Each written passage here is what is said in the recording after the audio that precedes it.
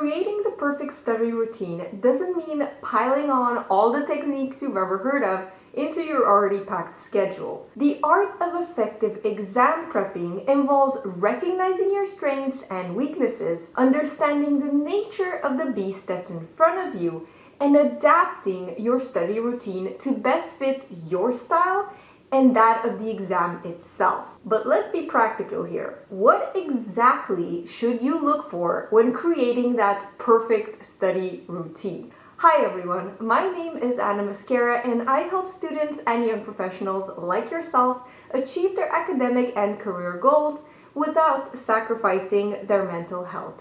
In today's video, we are going to review all the different components of an effective study routine so that you can ace your exams like a pro this semester. Starting with building an exam identifier sheet.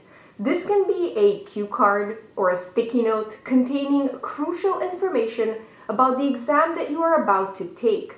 Abraham Lincoln once said, "Give me 6 hours to chop down a tree and I will spend the first 4 sharpening my axe." Now, tackling tests is no different. The key to truly studying smarter and not harder is to first and foremost take the time to gather as much information as possible about your exam so that you can decide on the best approach to take it on. Questions you need to answer before even thinking of study methods include: how long will the exam be? How many questions are there? What type of questions, multiple choice versus long answer? What chapters will the exam cover? Is there a previous/similar exam you can access to use as a practice test? I mean, I can go on, but these are just some of the basics. Feel free to write your own questions in the comments below so that we can help each other out. Now that we've got the qualitative part of the what, it's time to move on to the quantitative side. Namely, how much material do you actually have to go through? How I like to do this step is simply dumping on my desk every single textbook,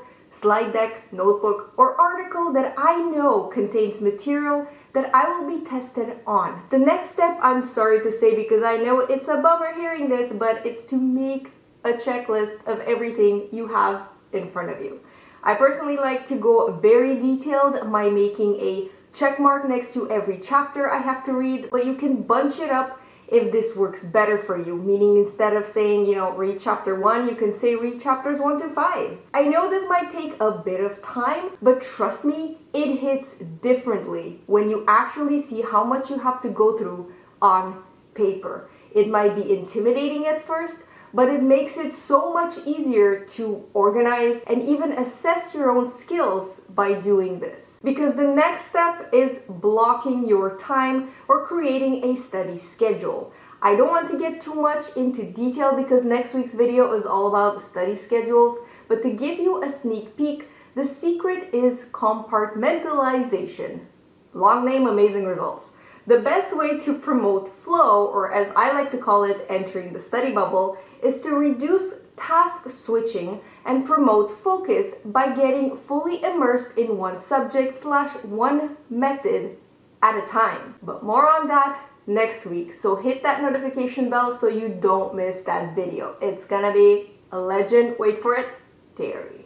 At the same time as you're building your study schedule, you need to take into account the study methods that you are planning to use. This is, again, a crucial step in the process that requires some practice to make perfect. This part, however, is entirely up to you. I can tell you which techniques work better because we all learn differently, so what works for me might not work for you. If you are curious to know, however, what I personally do, I will link my funnel method video in the description box below, since it's a formula I've been using for years and it's always been gold for me. But, huge Kim Kardashian type of but, one grain of advice I do wish to share with you when it comes to choosing the right study method is no matter what you pick, make sure it's an active study technique, or at least make sure you have an 80-20 rule going on. So 80%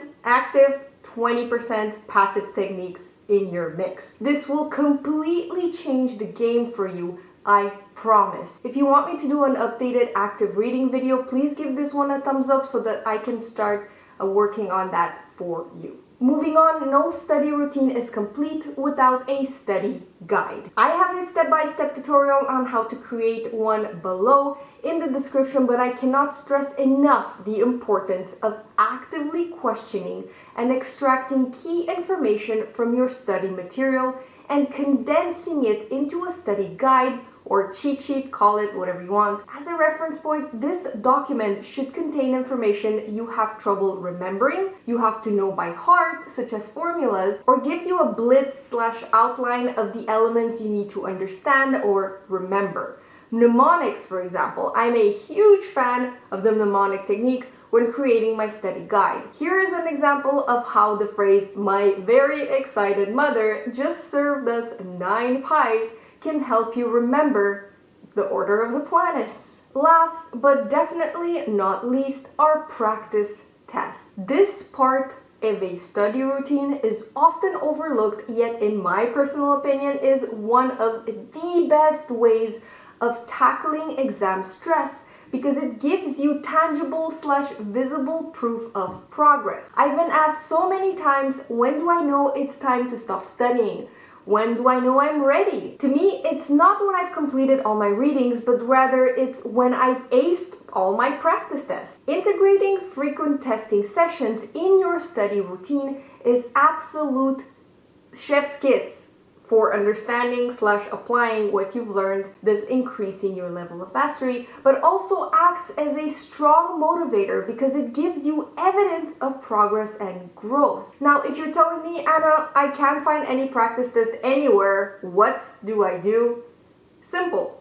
Make your own. Or better yet, have each of your classmates make a practice test, then pass them around. The more you do, the better prepared and less intimidated you will be for the real deal. So with that being said, thank you so much for watching. Please don't forget to give this video a thumbs up if you liked it, and subscribe to me if you like what you see, because I try my best to post every single week. Bye guys!